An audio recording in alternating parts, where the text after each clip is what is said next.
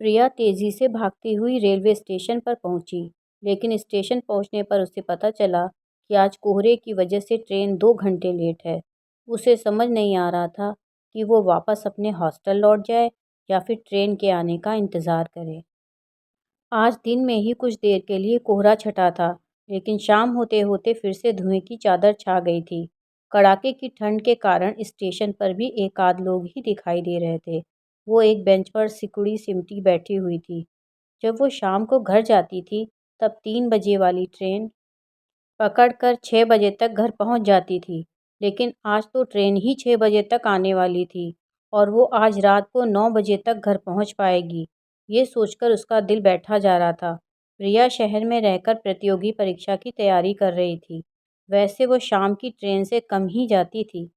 अधिकतर वो सुबह की ही ट्रेन से जाया करती थी। वो शहर में एक प्राइवेट हॉस्टल में किराए पर रह रही थी। महीने में उसे 1 या 2 बार ही घर जाना होता था। 2 घंटे के लंबे इंतज़ार के बाद जब ट्रेन आई, तो वो दौड़कर लपकते हुए उसमें चढ़ गई, मगर डिब्बे के अंदर का नज़ारा देखकर घबरा गई, क्योंकि उसमें एक ही लड़का बैठा हुआ था। प्रिया ने अपनी मम्मी को फ़ोन मिलाकर कहा, मम्मी 9 बजे तक घर पहुंचूंगी, किसी को स्टेशन पर लेने भेज देना। वो बाहर से खुद को नॉर्मल दिखा रही थी, मगर अंदर से बहुत ही घबराई हुई थी। वो लड़का उसके सामने वाली सीट पर बैठा था और चुपचाप अपने मोबाइल में लगा हुआ था। रिया ने देखा वो लड़का काफ़ी लंबा, चौड़ा, हट्टा-कट्टा था। आधे घंटे बाद ट्रेन एक स्टेशन पर रुकी। उस जगह उस डिब्बे में 4 लड़के चढ़े। चारों आपस में यार दोस्त लग रहे थे। उनके डिब्बे में चढ़ते ही चारों तरफ शराब की गंध फैल गई। अब तो प्रिया की रही सही हिम्मत भी जवाब दे गई। वो सिकुड़कर दूसरी तरफ मुँह करके बैठ गई। उन चारों लड़कों के पास पानी की बोतलें थीं। बोतलों के अंदर पानी का रंग बता रहा था कि पानी में शराब मिली हुई है। वे चारों लड़के ज़ोर-ज़ोर से हँस रहे थे। प्रिया उनकी हँसी सुनकर ज़्यादा डर रही थी। प्रिया के सामने बैठा हुआ लड़का प्रिया की हालत देखकर बोला, डरो नहीं, मैं हूं ना, तुम आराम से बैठी रहो। सामने बैठे लड़के की आवाज़ से प्रिया को थोड़ी राहत मिली। उसने महसूस किया कि वो बुरा लड़का नहीं है। वो थोड़ा संभल कर आराम से बैठ गई। कुछ देर बाद एक स्टेशन आया।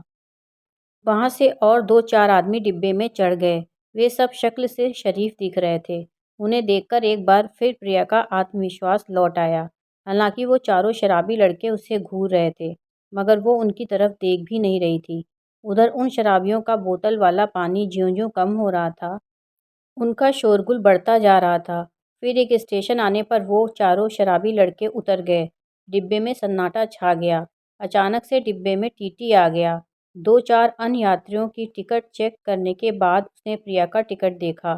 फिर उस सामने बैठे हुए लड़के से टिकट मांगा।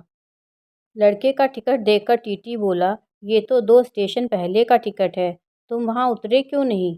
लड़का बोला, सर उतरना तो 2 स्टेशन पहले ही था, मगर ये बहन अकेली बैठी हुई थी और उस समय कुछ शराबी लड़के भी डिब्बे में बैठे हुए थे। ये बहन बहुत डरी हुई थी, तो मन नहीं किया इनको अकेला छोड़कर उतरने का। टीटी ने पूछा, ये तुम्हारी सगी बहन है क्या? लड़के ने कहा, नहीं सर, ये मेरे लिए अजनबी बहन है, मैं तो इन्हें जानता तक नहीं हूँ। टीटी बोला, फाइन लगेगा। लड़का बोला, ठीक है, फाइन काट लो सर। प्रिया कुछ बोलना चाहती थी, इससे पहले टीटी बोल पड़ा, कौन से स्टेशन पर उतरोगी बेटी? प्रिया ने कहा, अगले स्टेशन पर सर। टीटी लड़के से बोला, अपनी अजनबी बहन को स्टेशन पर सुरक्षित उतारकर इनको रिश्तेदारों के हवाले करके ही वापस आना। वापस आते समय टिकट मत लेना। ये मेरा मोबाइल नंबर है। जब कोई टीटी डिब्बे में आए तो मुझसे बात करवा देना। फिर टीटी लड़के की पीठ थपथपाकर चला गया। ट्रेन फिर से चल पड़ी थी। अपने लिए लड़के का जिम्मेदारी भरा रवैया देखकर प्रिया की आंखों में पानी भर आया था।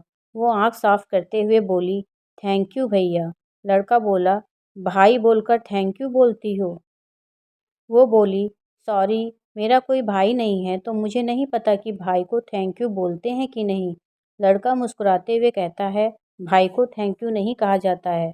हाँ, ऐसी हालत में अकेला छोड़कर चला जाए तो लताड़ा जाता है। ये सुनकर प्रिया भी मुस्कुरा दी। रात में ट्रेन चुक-चुक करती दौड़ रही थी।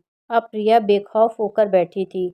उसे जीवन में पहली बार महसूस हो रहा था कि भाई जब करीब होता है तब ऐसा लगता है जैसे 100 बंदूकें लेकर कोई फ़ौज उसकी सुरक्षा में लगी हो।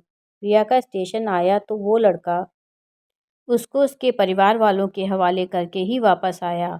उसने एक अजनबी बहन की हिफाजत में थोड़ा-सा वक़्त गँवाया था, मगर बदले में उसे जो खुशी मिली थी, वो अपार थी।